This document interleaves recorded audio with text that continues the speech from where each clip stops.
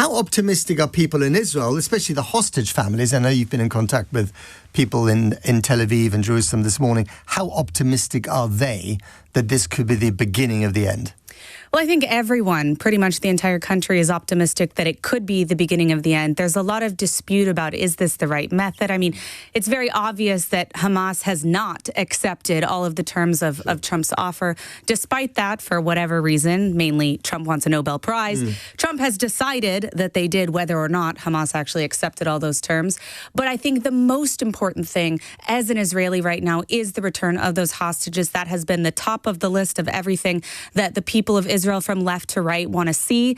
And for the first time, we actually saw that Hamas is willing to make some kind of agreement that will see the release of all the hostages in one go, which is what should have happened from the beginning. Now, what that looks like after the fact, I mean, we know already, based on the statements of Abu Marzouk, senior Hamas official, that they have not accepted demilitarization. They have not accepted a removal from any role in governance, which is an absolute necessity. Those are things that will have to be negotiated further. But we have a good starting basis, and if we can get those hostages home, that's a big win. So everyone's been on a bit of a journey here. So the Israeli government, or certainly elements of the government, said until recently, we want to annex 80% of the West Bank. We want to, perhaps have Jewish settlements again in the Gaza Strip. We want to move the population elsewhere. I mean, these are all ideas that we've been discussed quite openly by Smotrich and Ben-Gvir in the Israeli cabinet. And suddenly Trump comes along and says, no, there will be no annexation. You will not have settlements in the Gaza Strip. So he has moved. They seem to have, kept quiet about this. And in the same vein, Hamas, having said we're not going to release all the hostages in one go, and arguably they should have done that months ago, if not years ago, should never have taken them in the first place, they've suddenly said this as well. So why have these two extreme sides suddenly moved to what is a slightly more reasonable position, do you think? Well, I think that it's undeniable that Israeli military pressure did make a difference, that the war did make a difference in terms of negotiations. This is also, of course, the support of President Trump for Israeli actions. That did move the needle to some extent. Is it enough? That remains to be seen. There's just too much up in the air in terms of what these negotiations will actually spell out in the end. But in terms of the far right in Israel, I do want to emphasize that Ben-Gvir and Smotrich do not represent even the mainstream right. No. That's very, very important to know. But they are in the government, and they have been there for a long time, and they're holding the prime minister hostage. That's right. Yeah, it's a very concerning trend.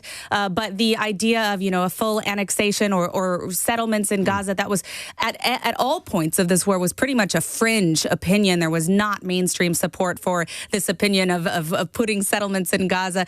That's not really something we want to see. And also the displacement of Palestinians. This is something that was done in order to conduct fighting operations inside of Gaza rather than to move them permanently outside of Gaza, which I think is fair. We want to see less Palestinians in harm's way, which is something that Hamas has fought every step of the way. They want to see ultimately more Palestinian casualties because that works to their political advantage, tragically. Right, but we also know that the Israeli government or the IDF has been telling people to move out of harm's way and then has bombed them anyway, right? So that has happened quite consistently in the last 2 years. Israel has never targeted civilians intentionally. I think that when you're talking about urban warfare, you have a very, very difficult situation, especially when you're dealing with a terrorist organization that is embedding in humanitarian zones, that has fired rockets and missiles from those zones, and it's hard to differentiate when you're fighting an enemy that dresses as civilians. Right. So is this a big win for Netanyahu, or is there peril for him as well here politically, inside Israel? I actually think it's both. I think the return of the hostages is obviously a huge political, beyond the humanitarian aspect, which comes first and foremost. It is a political win for Netanyahu, but again, it's too early to say what's going to happen politically. I mean, Israeli politics can change in a second, even right before elections. So we need to see what happens with negotiations in terms of governance. As I said, we're seeing a lot of opposition from the far right now because Hamas did not agree to this ceasefire. They did not agree to the terms. So a lot of things are still up in the air, but negotiations is a great starting point, especially if we're talking about the full release of all hostages. But, both sides have not agreed to everything in the 20-point plan. So, there was, I think it's point 19. I've mentioned it before. In the 20-point plan, this is the Trump plan, which talks about a path to statehood and self-determination. And then Netanyahu was on the record almost immediately afterwards speaking in Hebrew to an Israeli audience. there will never be a Palestinian state. In the same vein, Hamas has, in a very cleverly worded statement that they released overnight, said we're going to release the hostages, but, there are lots of ifs and buts about the final settlement. So both sides are hedging their bets. And that's, I guess, where the peril lies for this, right? Yeah, of course. And I think it's also important to remember that when we're talking about a Palestinian state, I mean, the majority of the Israeli public wouldn't be opposed to a Palestinian state if there was actually a leadership that's capable of governance. And that's been the problem for many decades, that the Palestinian leadership is very divided amongst themselves. I mean, no one hates Hamas more than Fatah and the Palestinian Authority, who have had conflicts, physical conflict with the Hamas leadership for many years. And so that needs to change. We need to see viable leadership that is committed to peace, and we haven't really seen that. And I mean, of course, the people in the Gaza Strip would say Israel has not helped to create the conditions in which such a leadership can come about, because if you keep bombing people, that radicalizes them more than, whatever they're taught in their schools or their mosques. I just wonder whether this could actually be what a friend of mine in Israel calls, the Belfast moment, where after all the misery and the bloodshed and the horror of the last 2 years, with both sides not really appreciating the degree of horror happening on the other side, whether this could result in something positive. I mean, could it be, the beginnings of peace in the Middle East? I mean, I really hope so, but ultimately I think we're not going to see a genuine change in the Middle East until you deal with the head of the octopus, which is the Islamic Republic of Iran, which first and foremost is persecuting their own people. But they're also they're very much less powerful than they were. I mean, thanks to Israel. Absolutely. And the United States. We know that they use every opportunity to rebuild and restock. And so that is the concern. We've already seen them acting in Sudan to rebuild a terror proxy there. They still have Hezbollah. They still have the Houthis, who have been firing ballistic missiles at me in Tel Aviv over and over again. So this is a genuine threat. So I think peace in the Middle East broadly is a bit of a stretch. We see a lot of rhetoric right now, especially from President Trump, because, again, that Nobel Prize is really what he's after. But also, it is, I mean, I remember, quite a few of Israeli friends of mine, including people very senior in the military, who tend to demonstrate against Netanyahu when those demonstrations are taking place. They said, until you give the Palestinians a horizon of dignity, which probably involves an independent nation state, something they can call their own, something that is viable, you will not get anywhere. And that is what they did. That's the least they deserve, right? So that is the only way to take the sting of toxic extremism out of the Palestinian community. Give them something they can call their own. I don't agree with that at all, I have to say, because the incitement and the level of radicalization in Palestinian society is very, very extreme. Some of that is a result of the political situation, but a lot of it, unfortunately, isn't. We know that the Palestinian leadership has rejected a state multiple times.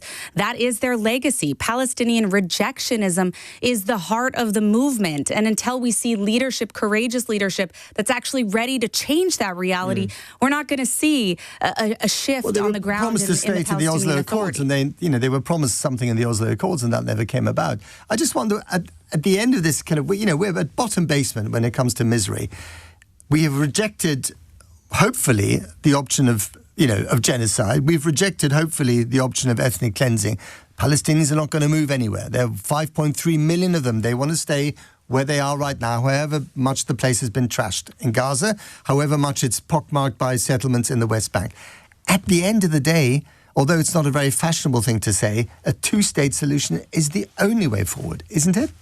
I do think that in the long term, that's the only solution, and that's something I have long advocated. Unfortunately, the reality is right now we don't really have anyone who's capable of sustaining that state, even internally. But what are you prepared to do to tease them out? What's Israel prepared to do? It's not up to us. It's up to Palestinians to determine. Up to you, but you're creating the conditions in which extremism thrives. No, absolutely not. The Palestinian Authority is responsible for that. It's the Palestinian Authority who's paying millions of dollars, hundreds of millions of dollars every year for pay for slay. They're rewarding Palestinian terrorists from their what they call martyrs fund, who are serving time for, in many cases, life sentences. I mean, incitement in the Palestinian Authority, not just Hamas, is long standing. It's entrenched in society at every single level, and a lot of that wrapped up in straight up anti-Semitism as well. That is not Israel's responsibility. But, well, I mean, I would beg to differ on that. But at some stage, if you want to live next to your neighbours and you don't want them to want to kill you, some of that responsibility falls on Israel as well, doesn't it? Of course, some of that responsibility falls on Israel, but at the end of the day, it's the Palestinians who have rejected it every step of the way. I mean, even if you're looking at the League of Nations and the opportunity that was afforded to them then, they rejected that. They rejected that because they didn't want the existence of Israel. That is the core of the issue. But the Oslo Accords, that changed, didn't it? There was an acceptance of Israel, the recognition of the Israeli state, and there was a pathway to a Palestinian state, and that got flummoxed, that got frustrated for a number of reasons, and they're not all Palestinians. I don't agree with that at all, actually. I think when it comes to the problems with the Oslo Accords, really what destroyed this was the Second Intifada, which saw the death of thousands of civilians and a lot of role of Hamas, by the way, back to Hamas. So I don't think that you can put this on Israel. The rejection of peace and the rejection of a Palestinian state was coming from the Palestinian leadership from day one. And it's not going to change until they are ready to accept a two-state solution themselves. Indeed. Let's end on a positive note, if we can. What out of 10, what chances do you give a sort of permanent, more peaceful settlement? Oh, I don't know if that could be a positive note today, but it's too early to say. I would say in terms of the hostages, I would give it an 8. I'm feeling very optimistic, and that is at the front of everyone's hearts today. Overall, too early to say. I'm going to go with a 5 for now. Okay, that's non-committal. Emily Schrader, thank you very much for coming into the studio.